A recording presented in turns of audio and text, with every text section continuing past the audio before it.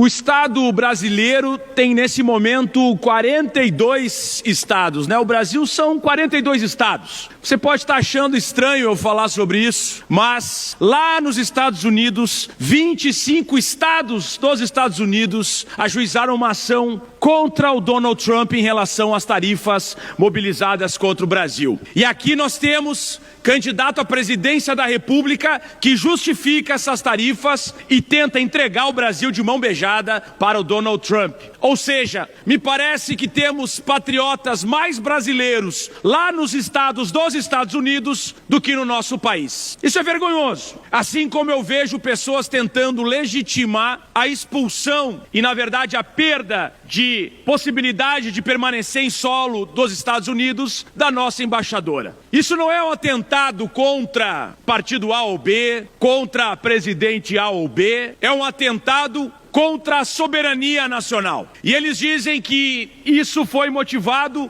porque o Brasil não aceitou a entrada de diplomatas, e eu vou colocar aqui diplomatas entre aspas, que viriam analisar as eleições brasileiras. Mas nós sabemos que esses dois emissários do Donald Trump, que não são de carreira, aliás, o Donald Trump é o presidente que tem a menor quantidade de diplomatas de carreira da história dos Estados Unidos, mas eles viriam para cá para desestabilizar e desacreditar o nosso processo eleitoral. E aí o Flávio Bolsonaro, quando foi perguntado sobre isso, qual era a percepção que ele tinha sobre as urnas eletrônicas, ele tergiversou. E aí ele foi perguntado na entrevista, mas, afinal de contas, você acredita que os votos que você recebeu para se eleger senador foram válidos? E ele disse, não, para mim foi válido. Então, quer dizer, a genialidade de quem supostamente poderia fazer uma fraude nas urnas se limita à presidência da República. Mas senadores, governadores, deputados, grande maioria de extrema-direita e de direita, eleitos, aí o fraudador da urna não queria e não teve vontade de criar uma regra que possibilitasse, então, aquele presidente que teria sido eleito de forma fraudulenta para que o legislativo e os governos dos estados estivessem todos nas mãos da mesma força política, é isso? Quer dizer que não se sustenta. E, mais interessante, o TRE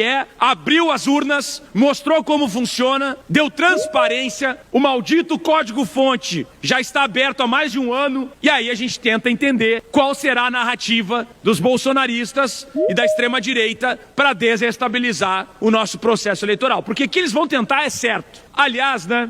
Eu sempre falo, felizmente nós temos um STF independente, felizmente nós temos uma Polícia Federal independente que pode investigar até mesmo o filho do presidente da República. E deve investigar. E se for responsabilizado, ele deve ir para a cadeia. E mais, sem prisão domiciliar. Se o Fábio Luiz lá, o filho do Lula, for preso, que ele vá para a cadeia, não fique em prisão domiciliar, que nem o Bolsonaro. Mas tem um detalhe, estão fazendo ilações que ele poderia ter feito tráfico de influência em 3 estados. E os 3 estados, Paraná, São Paulo e Minas Gerais, são administrados por bolsonaristas raiz. E aí a gente pensa, como o Fábio Luiz, filho do Lula, poderia ter feito lobby ou tráfico de influência em estados administrados por opositores, assim, mais do que opositores, pessoas que odeiam Lula com todas as forças. Então, tem coisas estranhas nessa investigação, mas que ela deve avançar, ela deve. Mas com certeza